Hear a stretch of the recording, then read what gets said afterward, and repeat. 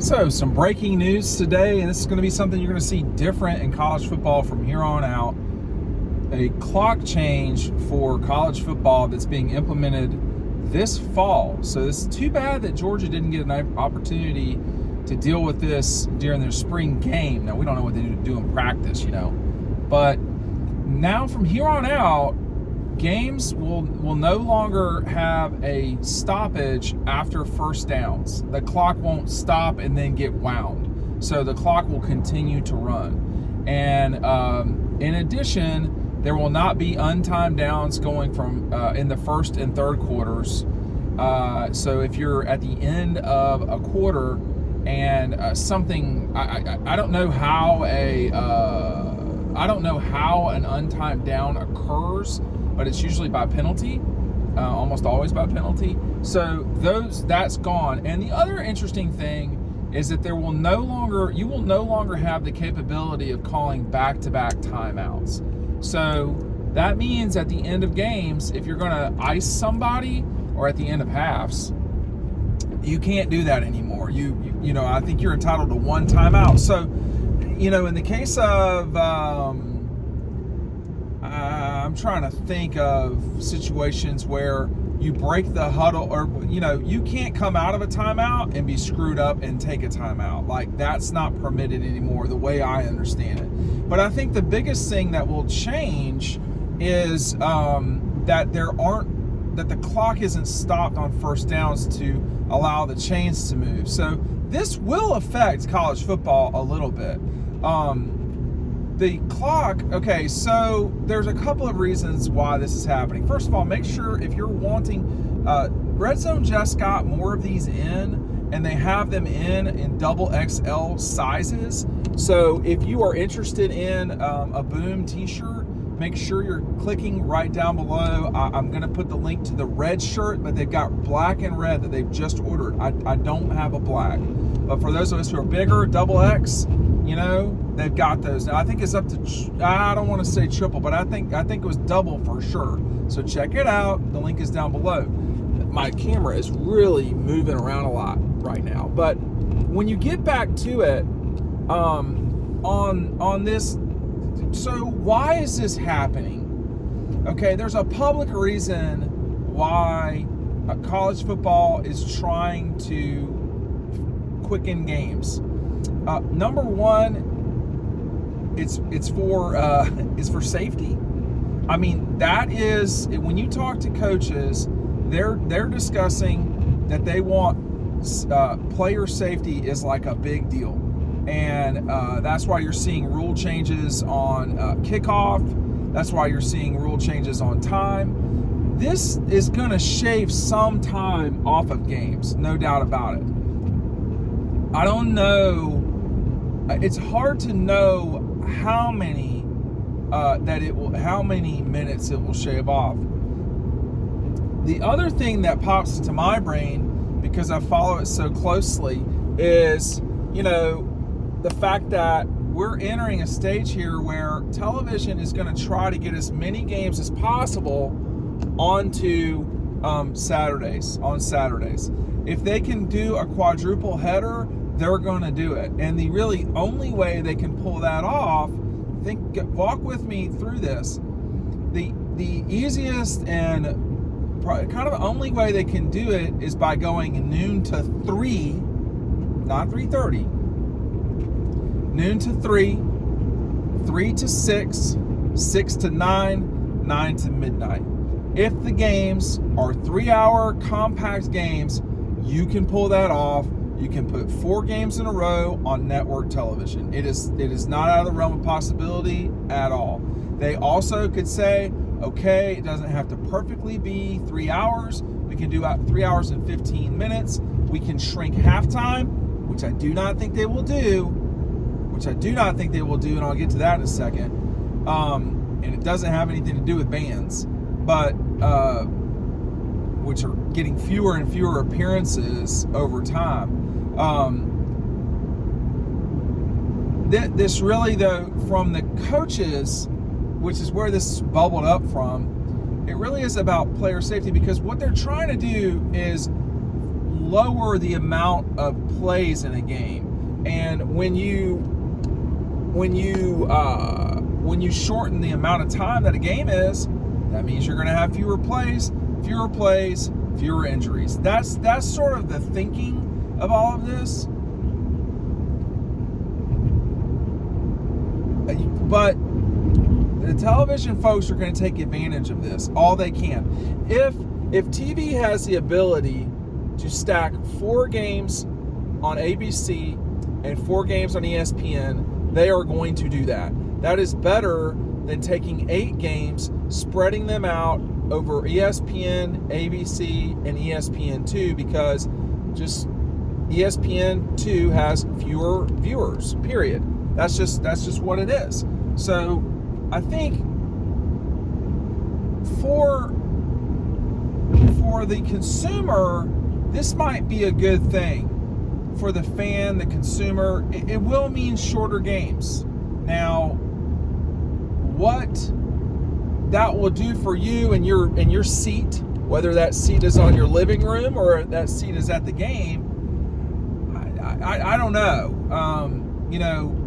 For those of us who work the games, I selfishly, I am for 11 a.m. games in Athens. I'm all about it. I want to get in. I want to get out. I want the least amount of traffic as possible. The fewer cars, the better. But I also recognize that this is entertainment. It's a product. This is entertainment. And, fans deserve really good games. I really don't know if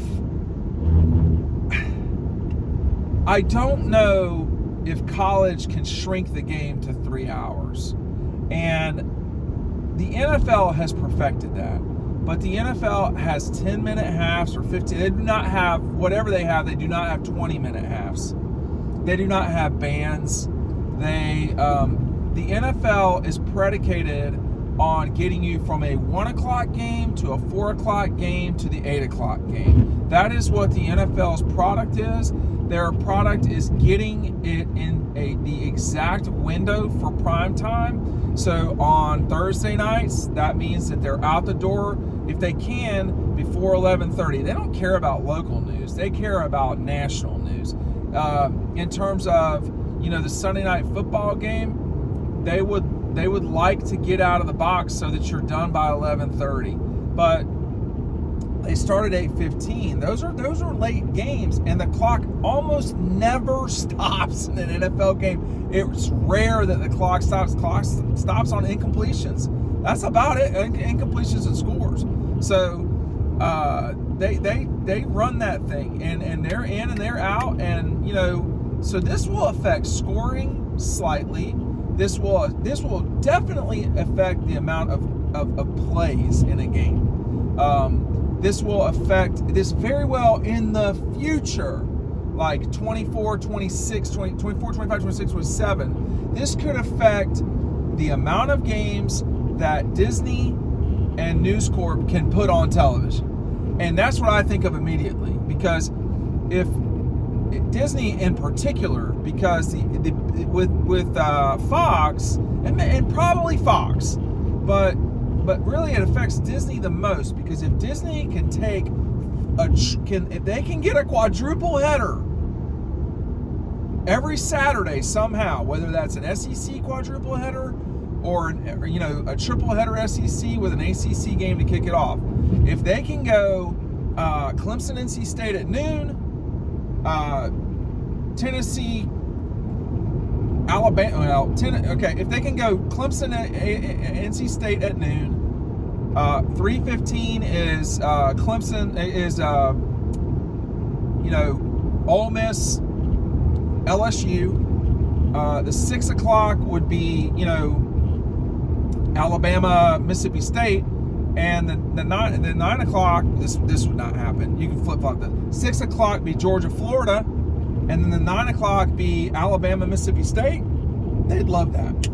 I mean, I'm sure I said the same school twice playing the wrong team there, but if you could, strike it up that way, Oh, I left Texas out. So okay, this is how it would go for if you can pull it off. I don't know if you can pull this off. Okay, I'm just gonna say that right now. But this would be an October, like a middle October weekend in the SEC on ABC. It would be this. It would be, if they can get these games down, it would be Texas, Oklahoma in the Cotton Bowl, 11 a.m. local start, traditional start.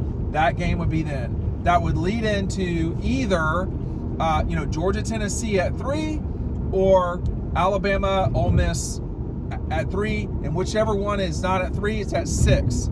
And then the close of the night would be Texas A&M at 9 o'clock hosting LSU. That would be boom, boom, boom, boom. They can't really do that right now. I mean, you could do it, but the problem is you'd miss the starts of games. And in the world that I live in media world, we schedule how we make money. I mean, it's what it is, man. And they need the studio time to get you in and out, and that is prime selling time. Okay, the Home Depots, the College Game Day brought to you by the Home Depot. CBS is what used to be Home Depot. I can't remember what it is now. It used to be NASDAQ in the 90s.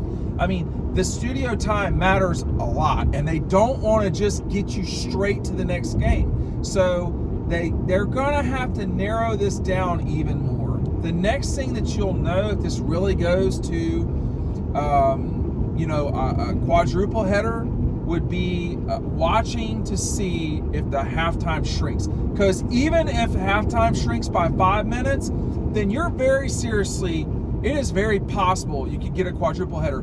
ESPN has tried this and succeeded more than a couple times. They've gone with noon, 3:15, 6, and then 9. And that 9 o'clock is usually like LSU playing somebody, like State.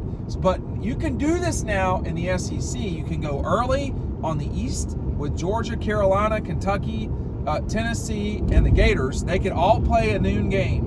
And then you go straight into 3:30, which anybody can play, straight into a 6 o'clock, which anybody can play. And then your 9 o'clock is anybody who's Central Time playing a home game. And when you look at the Big Ten, what they'll do is they'll say, oh, we have more time. Now we can really do this.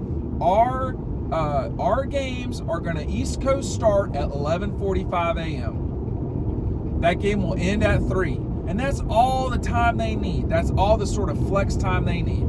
They will kick that next game off at 3:05. They will get in and get out by 6 o'clock-ish, and they'll go straight in. And in their SC game, whoever UCLA or SC is playing at home, they will kick off at 9:15 at night. That is what's coming.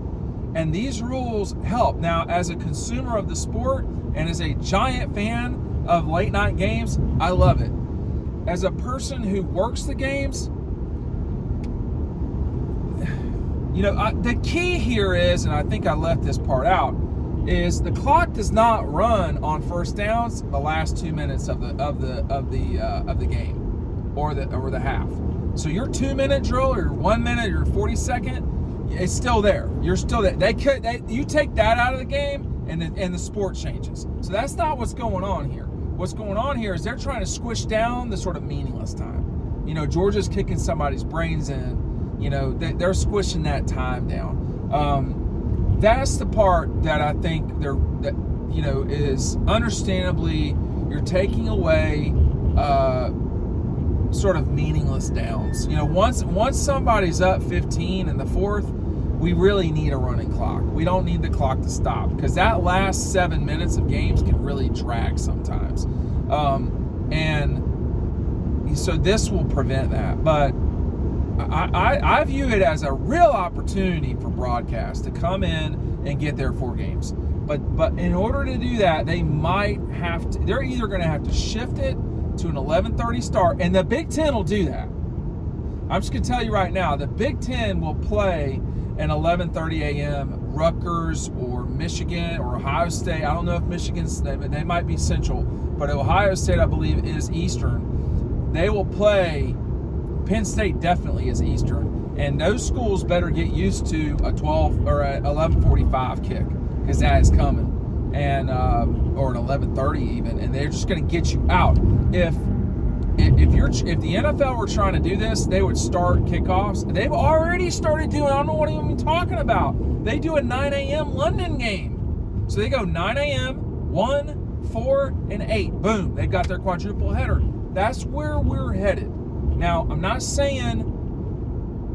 I mean, I like it. I don't know that I want the games to shorten, but I like it, generally speaking. All right, thanks for watching. Sorry this took so long. If you like this shirt, hit them up. That's the link down below.